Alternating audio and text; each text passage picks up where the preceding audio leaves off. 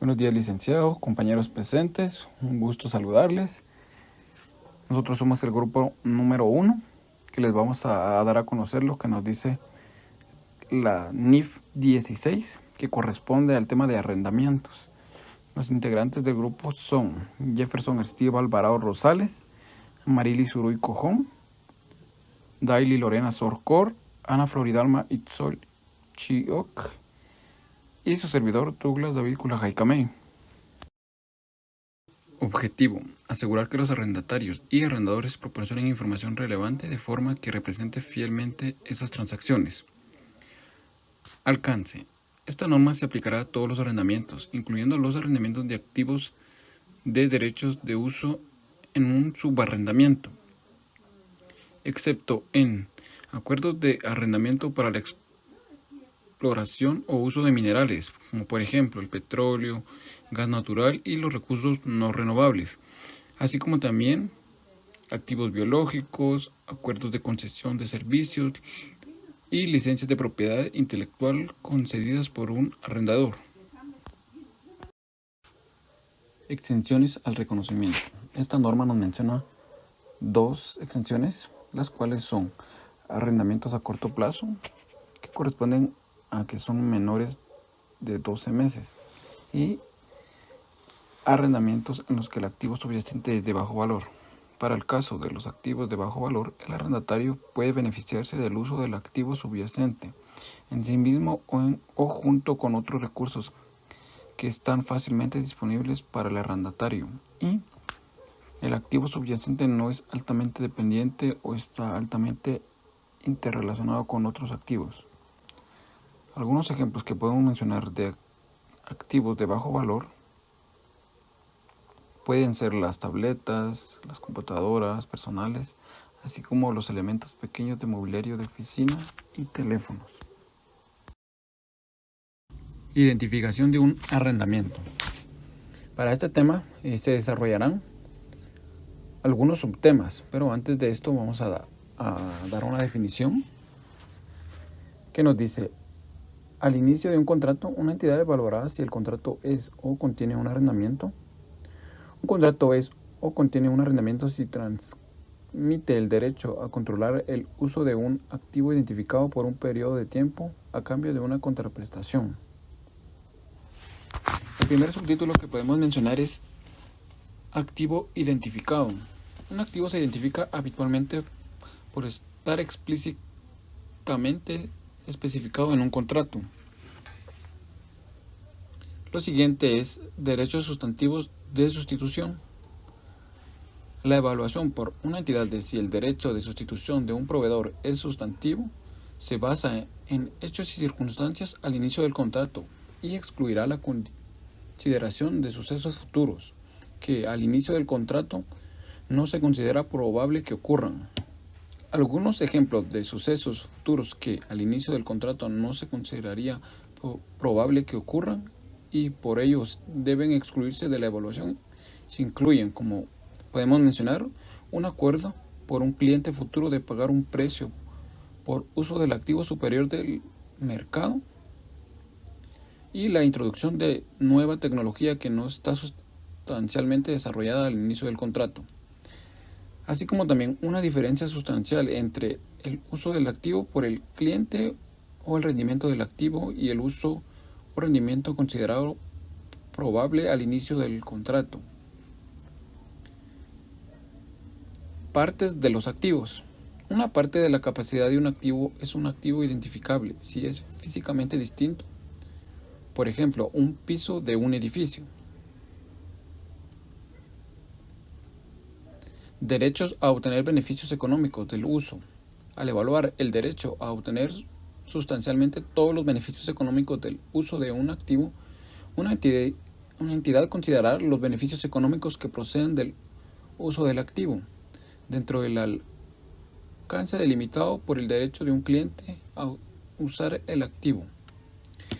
Un ejemplo de lo anterior es: si un contrato limita el uso de un vehículo a motor a solo un territorio concreto durante el periodo de uso, una entidad considerará solo los beneficios económicos del uso del vehículo, del motor, dentro del territorio y no más fuera del mismo. ¿Cómo y para qué propósito se usa el Activate?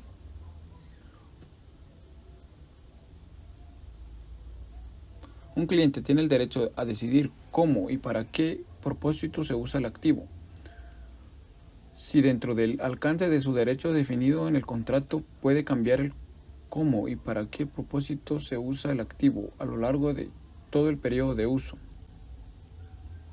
Algunos ejemplos de derechos de toma de decisiones que dependiendo de las circunstancias conceden el derecho a cambiar el cómo y para qué propósito se usa el activo dentro del alcance definido de los derechos de uso del cliente incluyen derechos a cambiar el tipo de producto que se fabrica mediante el activo, por ejemplo, para decidir si se usa un contenedor de transporte para trasladar bienes o para almacenar o para decidir sobre el conjunto de productos vendidos desde el espacio comercial.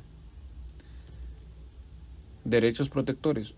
Un contrato puede incluir términos y condiciones diseñados para proteger el interés del proveedor en el activo u otros activos, para proteger su personal o para asegurar el cumplimiento del proveedor de las leyes o regulaciones.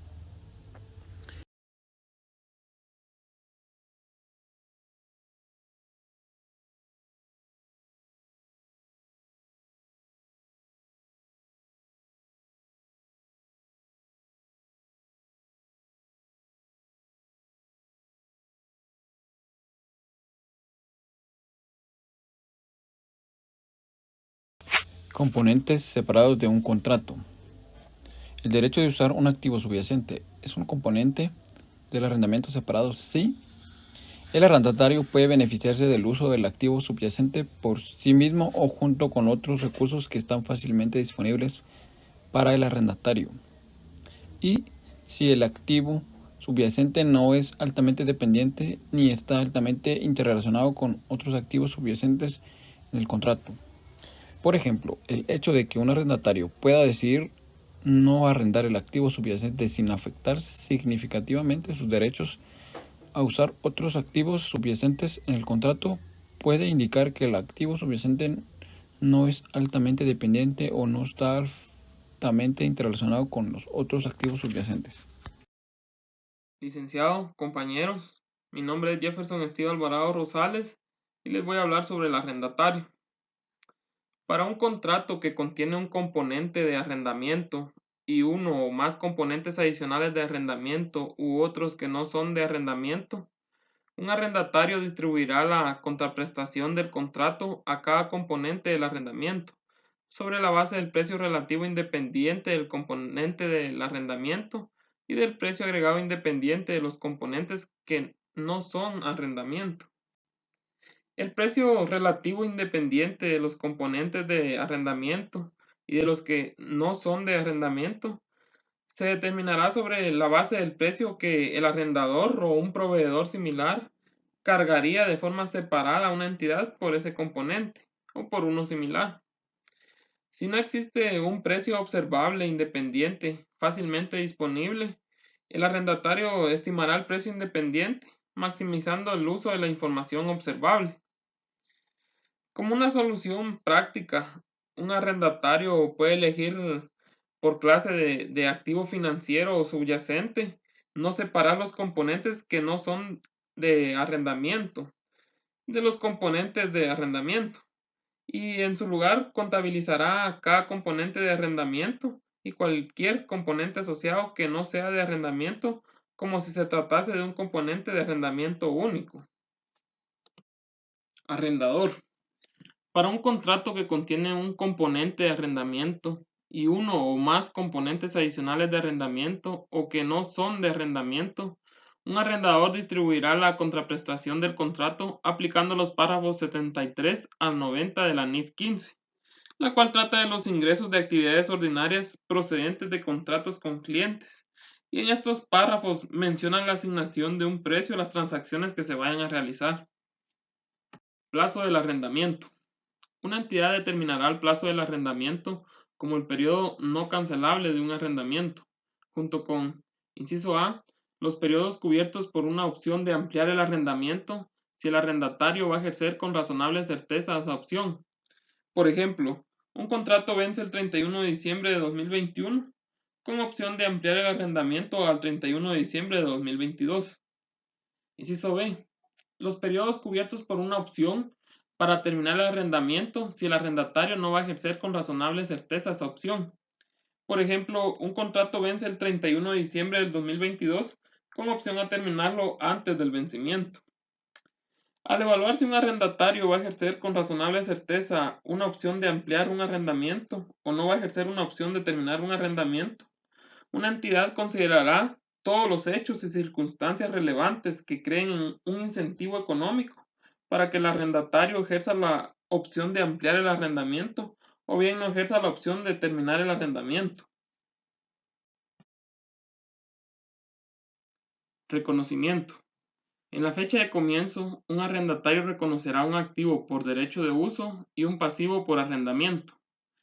El activo por derecho de uso, según trata la NIC 16 o la NIC 40, por ejemplo, si la entidad utiliza el modelo del costo de la NIC 16, el activo se deprecia a lo largo del plazo del arrendamiento o de su vida útil, según cuál sea el menor.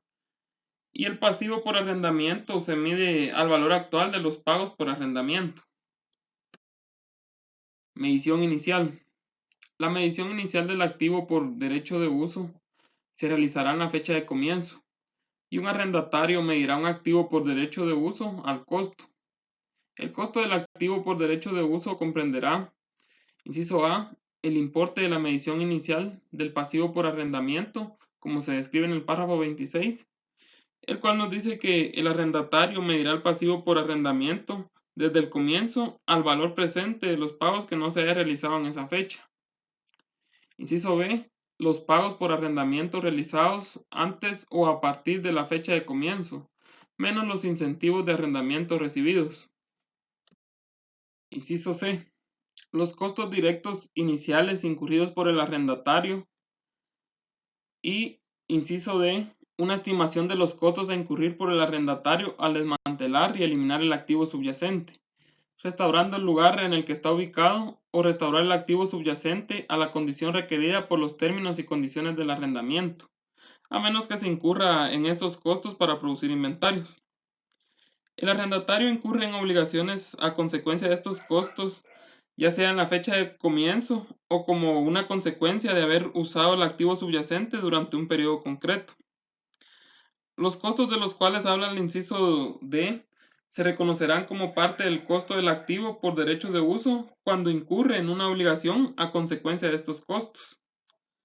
Algo muy importante es que un arrendatario aplicará la NIC 2 de inventarios a los costos que se incurre durante un periodo concreto como consecuencia de haber usado el activo por derecho de uso para producir inventarios durante ese periodo.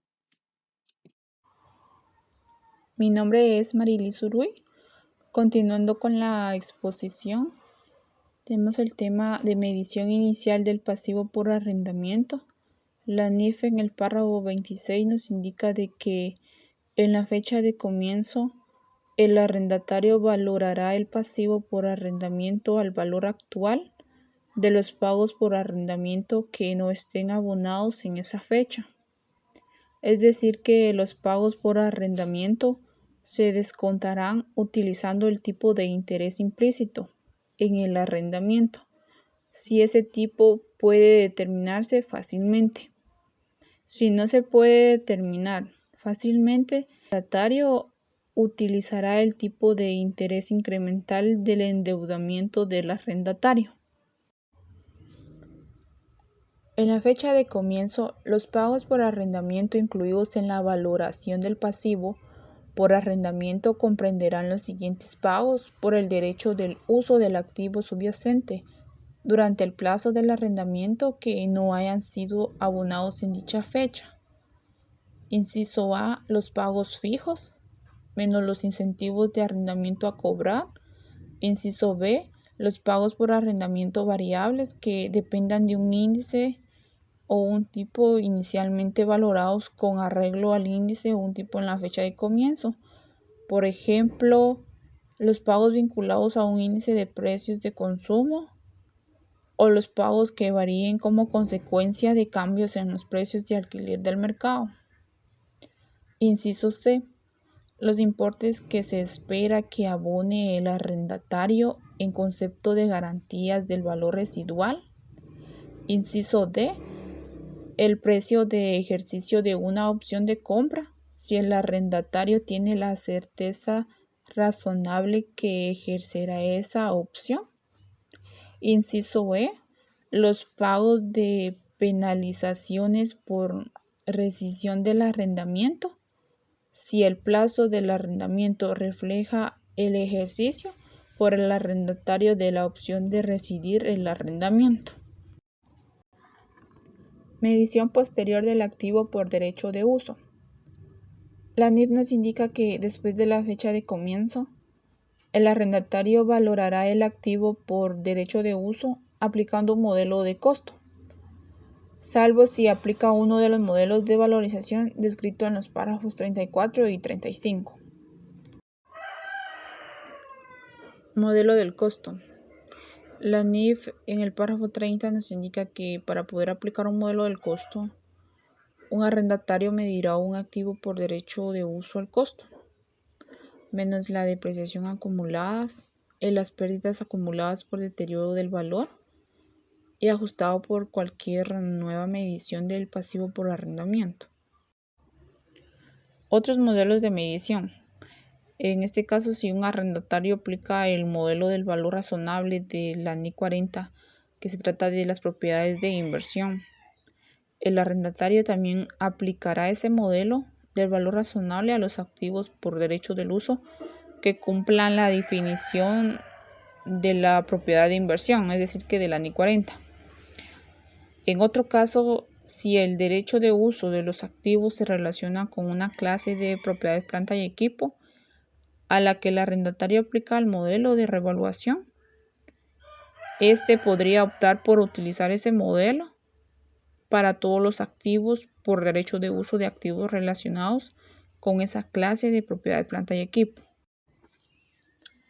Medición posterior del pasivo por arrendamiento.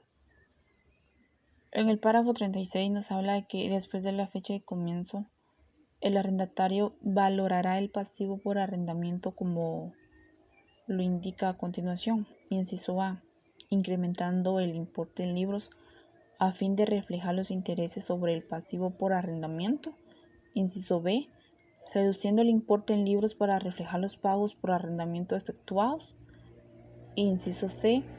Valorando nuevamente el importe en libros a fin de reflejar cualquier evaluación posterior. Buenas noches, licenciado. Mi nombre es Dailiso y continuando con la presentación, tenemos el tema de nueva evaluación del pasivo por arrendamiento. Entonces, para poder hacer la nueva evaluación del pasivo por arrendamiento, un arrendatario podrá medir nuevamente, después de la fecha de comienzo, el pasivo por arrendamiento para reflejar cambios en los pagos.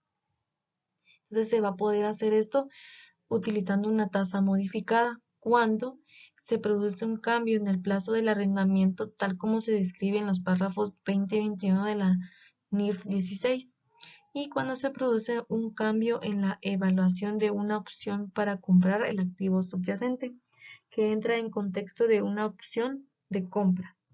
El arrendatario podrá medir el pasivo por arrendamiento descontando los pagos por arrendamiento modificados, cuando se produce un cambio en los importes por pagar esperados relacionados con una garantía del valor residual, y cuando se produce un cambio en los pagos por arrendamiento futuros procedentes de un cambio en un índice o una tasa usados para determinar esos pagos. Entonces, el arrendatario utilizará una tasa de descuento. ¿Y qué es una tasa de descuento? Bueno, esta tasa se refiere a la suma del valor presente de los pagos del arrendamiento, a menos que el cambio en los pagos por arrendamiento procede de un cambio en las tasas de interés variable. Entonces, en el caso de que así sea, el arrendatario usará una tasa de descuento modificada que refleje los cambios en la tasa de interés. La NIF 16 también hace mención a las modificaciones del arrendamiento. Indica que si un arrendatario contabilice una modificación del arrendamiento como un arrendamiento separado si la modificación incrementa el alcance del arrendamiento, añadiendo el derecho a usar como uno o más activos subyacentes, y asimismo la contraprestación por el arrendamiento se incremente por un importe acorde con el precio independiente del incremento en el alcance.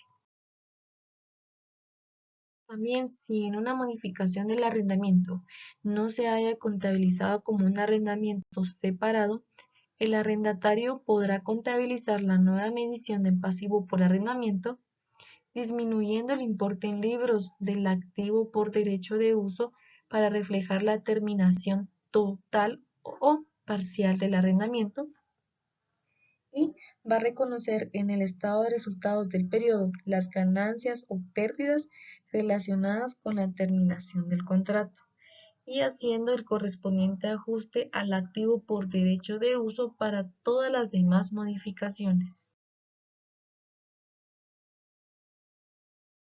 Concluyendo con los temas anteriormente mencionados, tenemos la presentación del arrendatario en los estados financieros. Entonces, un arrendatario va a presentar en su estado de situación financiera los activos por derecho de uso, es decir, los activos que se generen por el arrendamiento y se van a presentar por separado de otros activos.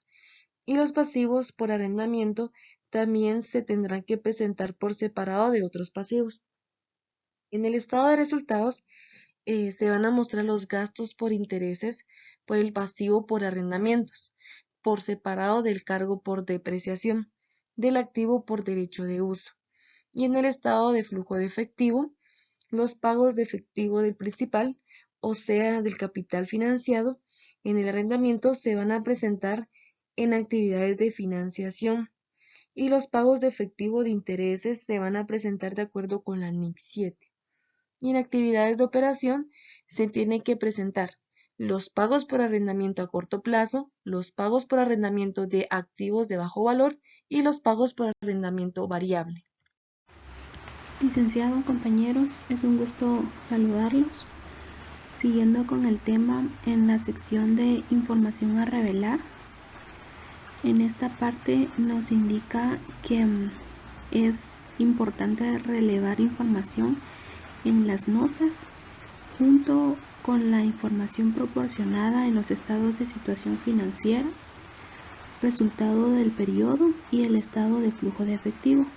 Esto con el fin de dar una base a los usuarios de los estados financieros para evaluar el efecto que tienen los arrendamientos sobre la situación financiera.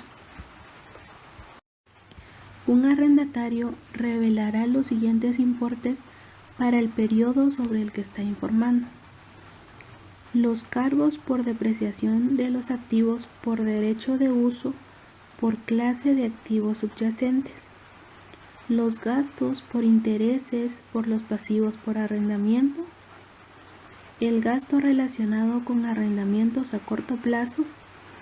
Este tipo de gasto no necesariamente necesita incluir el gasto relacionado con arrendamientos de duración igual o inferior a un mes. El gasto relativo a pagos por arrendamientos variables no incluidos en la medición de los pasivos por arrendamientos. Las salidas de efectivo totales por arrendamientos. La norma nos hace referencia que el arrendatario proporcionará la información a revelar con los incisos anteriores en formato de tabla, pero también da la opción que si es más factible que se presente en otro tipo de formato, también se puede presentar. Si los activos cumplen con la definición de propiedades de inversión, un arrendatario aplicará los requerimientos de información a revelar según la NIC 40, en donde nos especifica que el dueño de las propiedades de inversión incluirá las revelaciones correspondientes al arrendador con relación a los arrendamientos en los que haya participado. Para cumplir con el objetivo de información a revelar, un arrendatario revelará información cualitativa y cuantitativa adicional sobre sus actividades de arrendamiento. Esta información adicional puede incluir la naturaleza de las actividades por arrendamiento del arrendatario, las salidas de efectivo futuras a las que el arrendatario esté expuesto y no estén reflejadas en la medición de los pasivos del arrendamiento. Esto puede incluir las actividades que surgen de los pagos por arrendamientos variables, como también las garantías del valor residual. Muchas gracias por su atención.